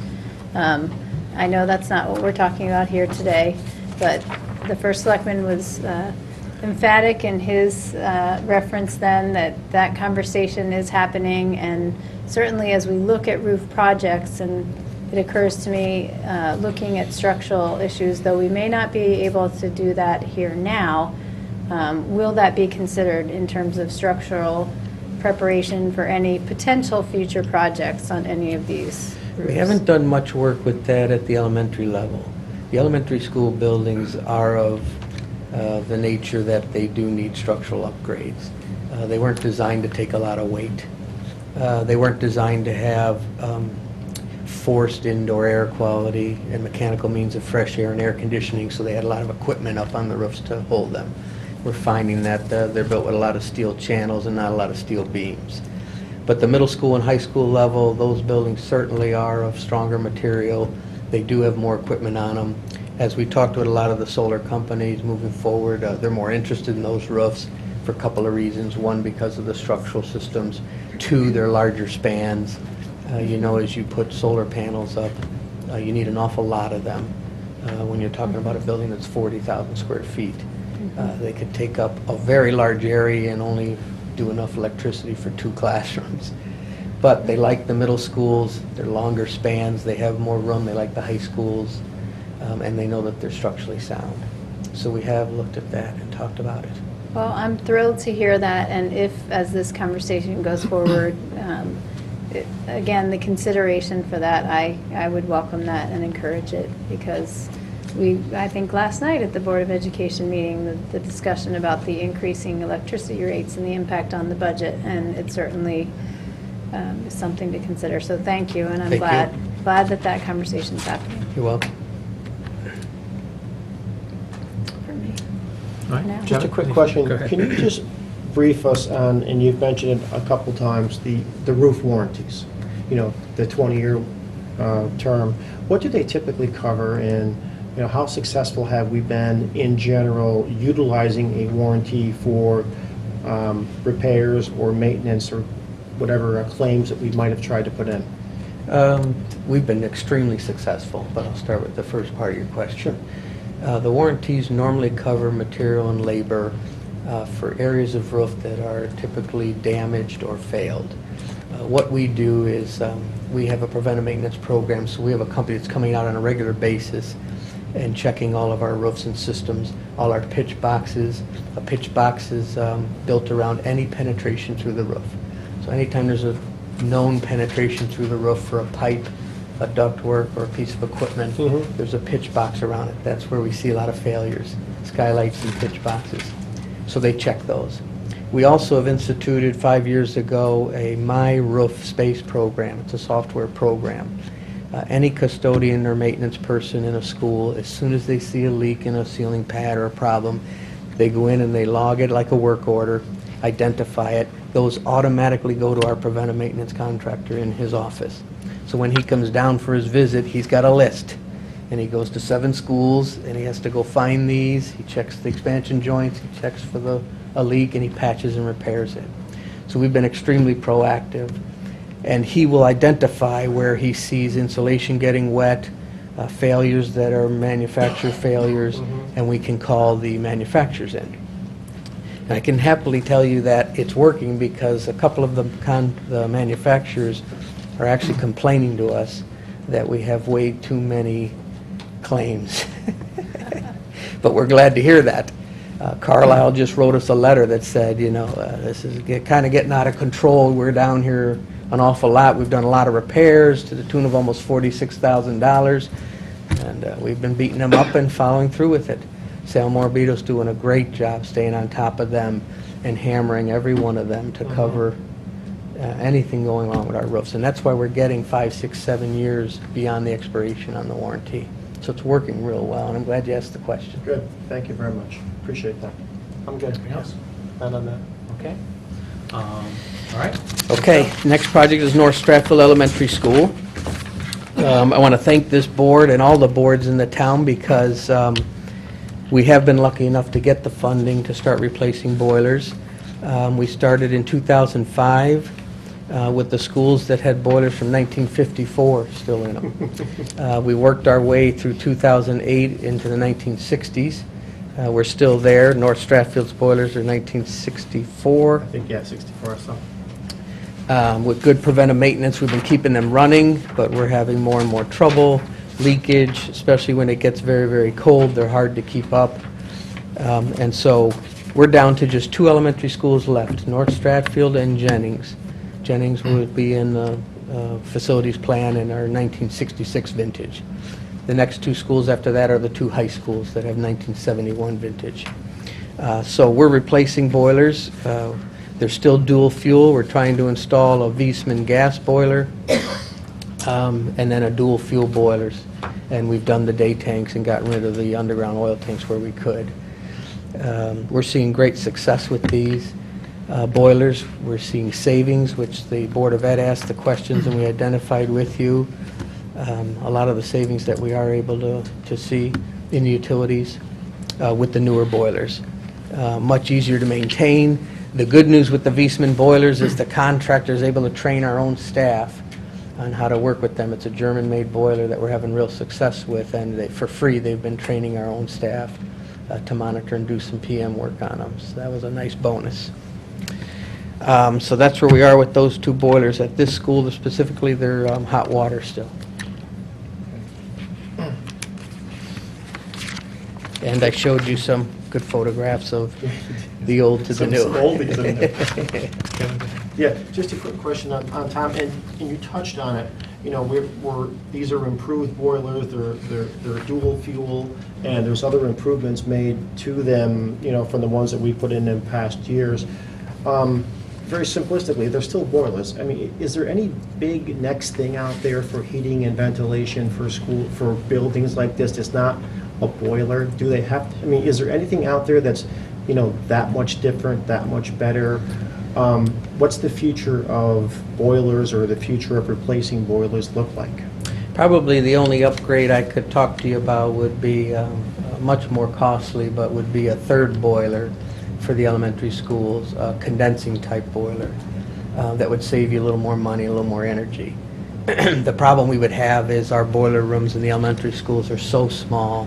We have a contractor looking at it now, but to try and fit that 3rd boiler in, I mean, we couldn't fit a 250-gallon day tank for the fuel. They had to go outside. But that would be the only step up if we wanted to. The future of boilers now are to add a 3rd condensing boiler that can work on a condensed process where It takes gas, I don't know all the details, but the company was talking with us about it, and he said the next step you could do would be add a third boiler that's a condensing type boiler. It works on gas only, and it would save you more energy. Better for the environment, Yes. things like that. But room would be the issue, having enough room to fit that third boiler would be the only issue. So these are, we're still kind of, even though these are greatly improved technologically, we're still kind of in the boiler world. Yes. Okay. I'm good, thanks. That is a, thank you.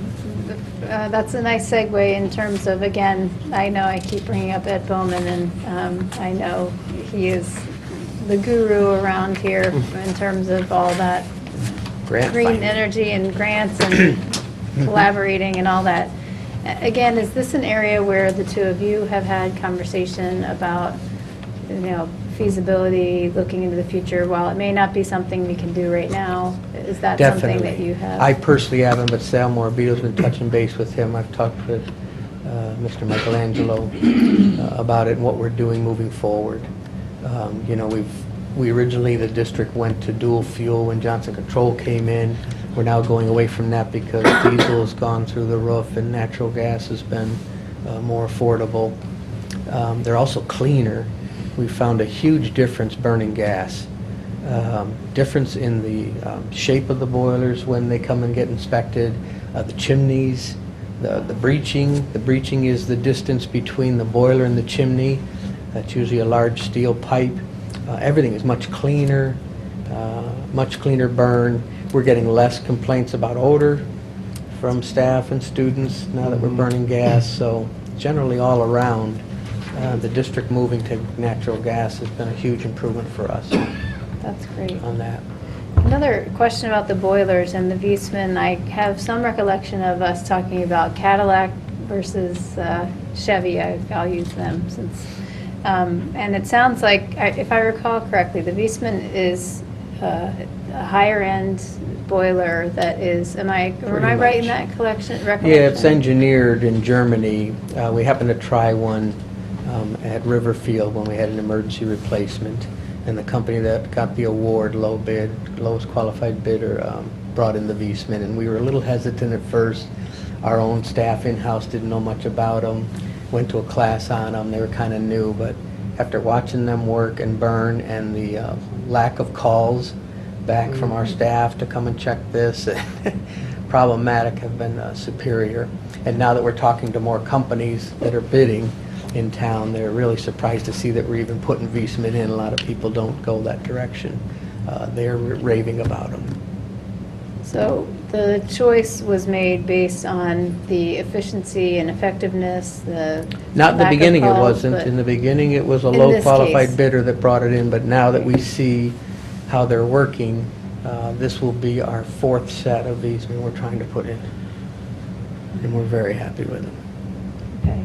The other- When we can. I mean, there's a lot of locations, I'm going to talk to you in a minute, where we can't fit them. Some locations like Ward, I'm going to talk to you in a minute, has to be a sectional, has to come in 15 pieces and be welded together. In that case, we can't do a Viessmann. Fairfield Little High School, they have to be craned over the building to get them into the courtyard and brought through a double door. In that case, we can't do a Viessmann. So there's certain locations we can't. We're fixed by the locations that they're going to, but where we can, we have seen and been very happy with the Viessmann model. Okay. And that was one of my questions, actually, because I noticed we have two different types, and it seems in terms of maintenance, and you talked about training and getting training, and it's, reminds me of the police department. We have one type of vehicle, and so, but there are Right. reasons why we have to have separate ones. But with respect to the tanks, is North Stratfield then going to actually have to have tanks, or what's the situation Day there with tanks, oil? the Yeah, fuel the day tank, yeah, tanks. they're all Are done. They're done, okay. We That's took all care set of there. the underground ones that we could. Right now, the district only has 5 schools with underground tanks, and they're all the newer ones. Roger Little Middle School, McKinley, those all new ones that had been put in the 2000 range. But when we got to a point where we had the 20-year mark to replace underground oil tanks, the whole district as a body decided to go with a day tank. for those occasions when we might be out of gas or be an emergency and have to switch over. So we did that at all those schools. It was 8 schools we did in one summer. Just confirming. North that Stratford was one done, of them. So, okay, great. If we could fit it in the boiler room, we did. A 275 or 330 tank. If it had to go outside, we did that. We're at route. At the high schools, we did a 1,000-gallon tank because of the size of the schools. Okay, thank you. Okay? Good stuff. Are we good? Good? Yeah. Okay. All right, the Thank next you, Tom. one is Fairfield Ward High School. And I'll start by saying Fairfield Ward High School is of the size that it requires 3 boilers. 2 boilers are needed on any given day during a cold week.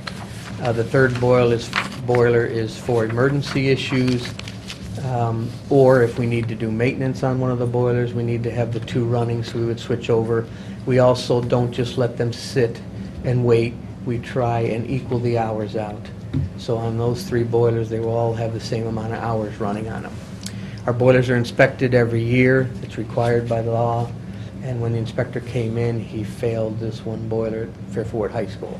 Now, unfortunately, we've been replacing boilers from the 50s and the 60s. We thought we could wait on these 70s, but we weren't able to. In 2008, we had an emergency at Fairfield Ward High School and replaced a boiler. And in 2012, I believe, or 11 or 12, we did another one. So this is the last one. They It just failed can't wait. inspection. So what we did is we called a good contractor in combustion boiler company who looked at it and said for about $20,000 he could make some repairs to it so that if we needed it in emergency we could have it this winter. And the Board of Ed funded that repair. The good news is that it wasn't quite $20,000. I think he ended up being around 15. The pictures are in there. You can see the refractory all cracked and broken. When he opened it, he was surprised it actually fell on the floor. So we did those minor repairs to get us through this winter. I just need to correct what Mr. Dwyer said. Fairfield Ward High School's boiler was in the facility plan and the waterfall schedule for 2016-17. So it's 2 years out, not 1, and it got moved up because of this emergency. Fairfield Ward High School is a very difficult spot to get the boiler in. If any of you have been up there, it's not only in a courtyard, but you have to go down 12 stairs into a very small, tight area. I mean, I went up there to meet with the contractor, and there were 5 of them and 3 of us, and we could barely fit in front of the boilers. So it's very, very tight, which means we have to go with a sectional. Sectional comes in thin pieces, 13 of them, they're welded in place. It's typically done. It's not to anyone to worry about it. That's not going to be a good boiler. They do this a lot, but it needs to be an ESCO, which is there now, and that brand can be bought in sections. They're welded together in place and then fired and tested. So we will need to do that. We wouldn't want a chance being down a boiler in any location. So that unfortunately got pushed up ahead of schedule. The good news is that will be the 3rd new boiler there, and we can wipe Fairfield Ward High School off our list. Just a date question, if you would. This says the boiler to be replaced is original from 1971. Original from that installation, from 1971 when they were put in. So in 71, So the first 20 the years, schools probably had different boilers, so in 1971, they removed the old ones, put 3 new ones in. Okay, but Ward was started in 56, 55 or 56? so that means the first set failed 25 years in? Yeah. 15. 15 years. Yeah. Now, they're steam, they're not hot water, so I don't know if that has something to do with it, but, Wow, the first set only lasted 15 years. Wow. yeah, which is not that good. No. Not good at all. The demand is much higher on the high schools, I can tell you that also. These are much larger, the output's more, the high schools are used more, they're open longer. There's much more stronger, bigger demand on the heating in those schools than in elementary school. But yes, I was concerned about that too, that they didn't get many years out of them.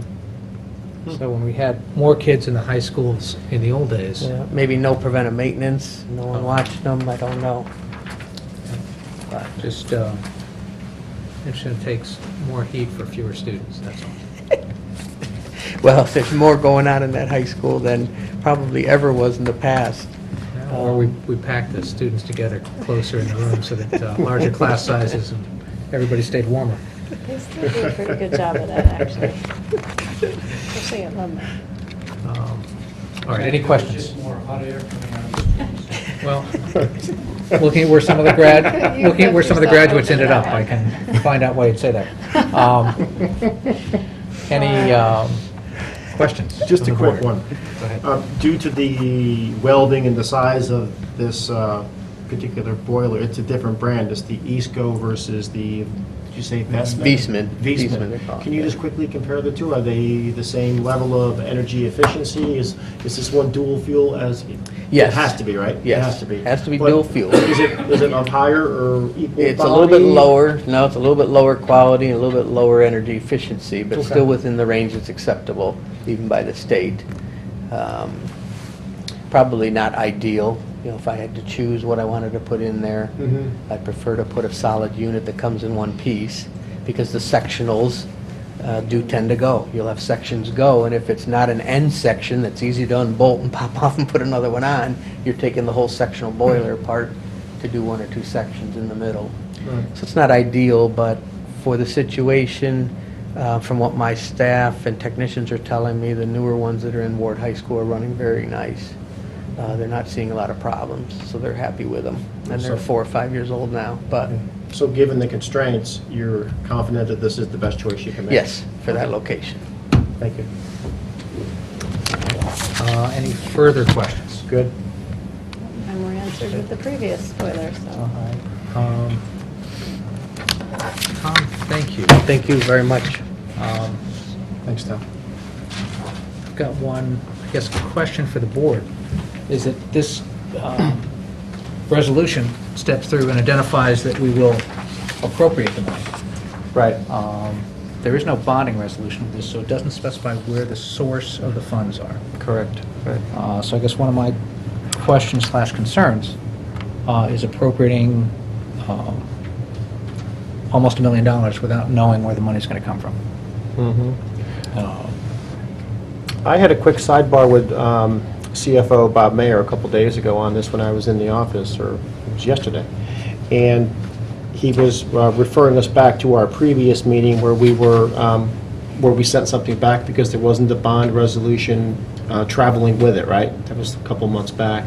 And I believe he said the intent was to, while we weren't doing that today, but we have another piece coming from the town side in a couple weeks, that when the two are pieced together, that the bonding resolution at that time would cover both of these transactions. I think that's what he intended to say. Does that make sense? So there isn't one here, but there would be one at that date that would cover both of these resolutions, rather than do two bonding resolutions. That was my understanding of the conversation. Yeah, and it just because they're traveling through independently, my question is, we've gotten the presentation, so we understand, and we've had our questions answered on this.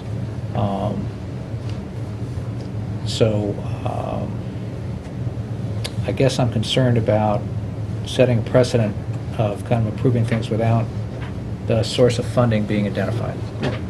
Exactly. And we have because of a schedule conflict, Right. we have a late January, I guess just for the record, our first February meeting will be actually held in January. To accommodate schedules, and, well, I was going to say that it shows that our Board of Finance is being more productive by getting February meetings done early. However, Finance or selectmen? the Board of Selectmen, sorry. Are you suggesting that we just hold and vote both of them at once? Yeah, I guess simply, I'm not comfortable, I'm comfortable with it, let me be as clear as I can, I'm comfortable with the projects, they need to be done. I'm not comfortable with voting on a resolution without the source of funds being in place. I think if, going back to our Board of Finance days, both of Yeah. us would certainly be uncomfortable with that Absolutely, going forward. right. Not to suggest that you wouldn't or would, Right. but I don't want to put words in anybody's mouth. I am. I'm comfortable with the expenditures.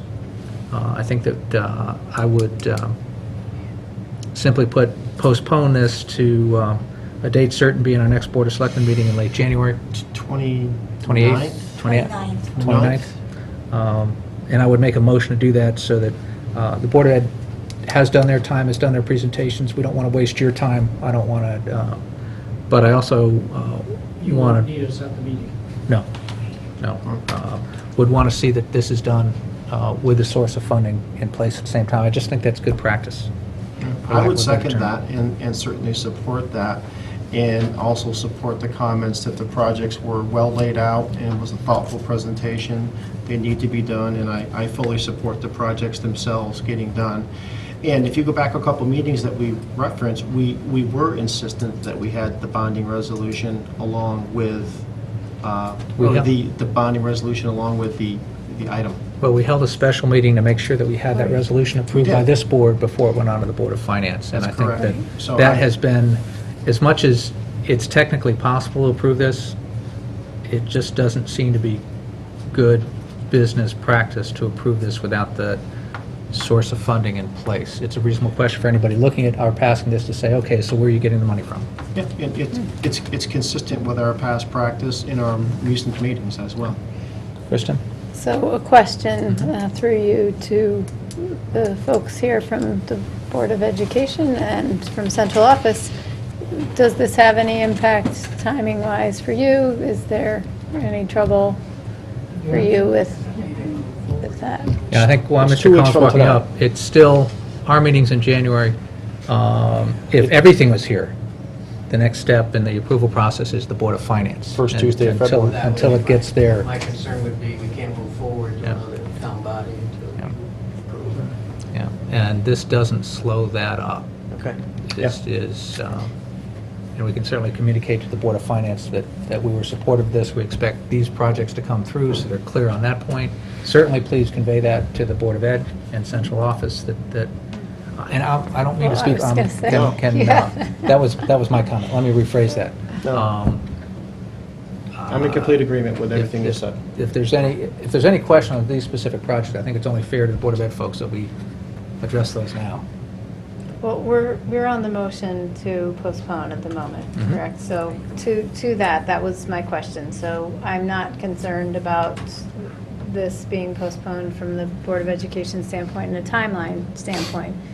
To the issue of the bond resolution or not, what I would suggest is that perhaps with the Board of Finance or here, that Mr. Mayor kind of come directly have a conversation about this. And so there were, to my knowledge, when he spoke last, some reasons that he was proposing that method of doing things. Well, I certainly agree that we want to be clear with where this funding is coming from. We're bonding. The intent is for these. That's so my I personal intent, even though there's nothing here that specifies that, so I'd prefer to have Right. something that we vote on that specifies. Understood, but I would actually like to hear from Mr. Mayor what the thought process is, and if there are some solid reasons. I did have a conversation with him as to why that may work. I recognize that in the end, that is the administration's, a conversation that will happen between the administration in terms of initiating.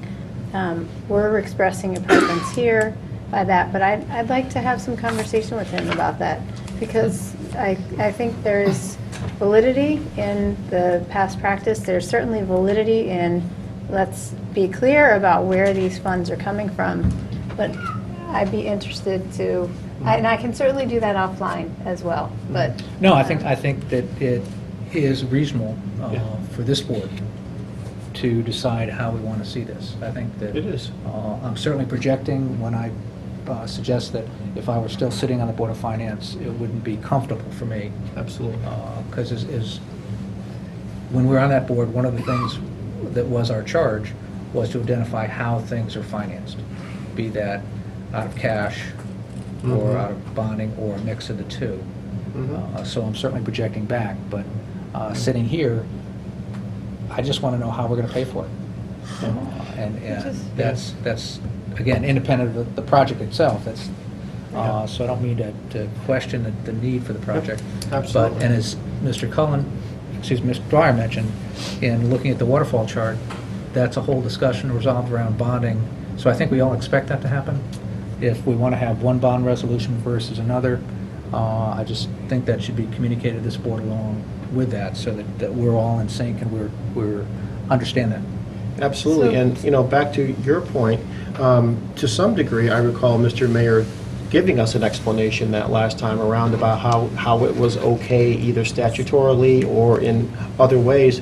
We just happened to disagree with him, and we made them come back, with both things. Yeah, So, I don't think he was technically incorrect. What he said was in fact possible Yeah, and legal. exactly. I just think it's a management decision, for lack of a better term. And I think he provided his framework. We didn't have much of a conversation about that. At least to my mind, I had the same sense too, in terms of technically being okay with that. And yes, so I'd like to hear a little bit more from him. I will say, in terms of this motion to postpone, since I have not, I am in support of these projects, and I do believe that they need to move forward. For me, it's not an issue of those. We have to deal with the roof. We've got to, put a roof over the heads and keep our students and our facilities safe, and certainly the boilers. That's just, it has to be done. So I am in support of the projects. Thank you for just clarifying that. And I will support the motion to postpone because it doesn't have an impact on the timing of how these projects move through the process. And look forward to further conversation. One additional comment. Just as we appreciated that the Board of Selectmen put this on their agenda on the assumption that the Board of Ed would act positively last night, I know that agendas can suddenly get packed up, and if you can express to the Board of Finance that they should get this on their February agenda on the assumption that you'll act at the end of the month, just so that we know that it doesn't get pushed off because there's just not room on their agenda because they didn't project it. So if you could communicate that to them, that would be appreciated. Certainly, Jen, if you'll make a note that I'll communicate with Mr. Flynn about that so that we get that Yeah, thank in you. place. I just wanted to make sure you understood. I didn't get to say it, but we're very hopeful we're going to get good bids on these projects. One, we've seen very good bids come in on roofs. With the boilers now, we'll be doing 2 schools, so we're hopeful when that goes out, they'll be aggressive. And the bidders will look and say, well, I'm going to get 2 schools, 2 locations, give a good number. Also, we only bond what the bids come in at. So if they come in lower, the bond is bonded on the lower amount. Yeah, so in it's not the essence, maximum. again, just to confirm, what you're saying is that this resolution is authorization to spend up into this amount. Correct. It doesn't mean we're going to spend it if we don't need it Right. for the boilers. So bids come in lower, that's what gets bonded. Thank you. All right. Any further discussion on the motion to postpone? No.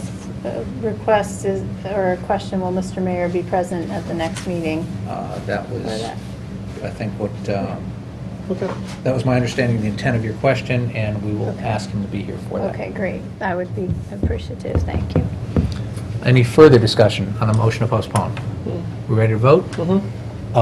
Any comments from the public on the motion to postpone?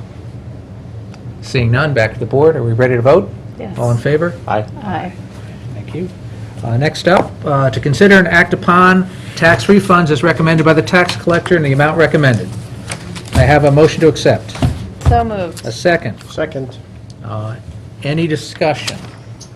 Kristen? I move to amend the item to add at the end, replace the period, add a comma, and then the amount $6,812.34. Second. All right, any discussion on the amendment? All right. Okay, the motion stands as, all in favor of the amendment? Aye. The motion stands before us as amended. Any further discussion on the motion? All in favor? Aye. All right, that's done. Thank you. To hear, consider, and act upon any communications, none that I'm aware of. To hear, consider, and act upon any other business that should properly come before this meeting, none that I'm aware of. May I have a motion to adjourn? So moved. Second? Second. All in favor? Aye. All right, thank you. Thank you. Meg, you've got your recorder device up here.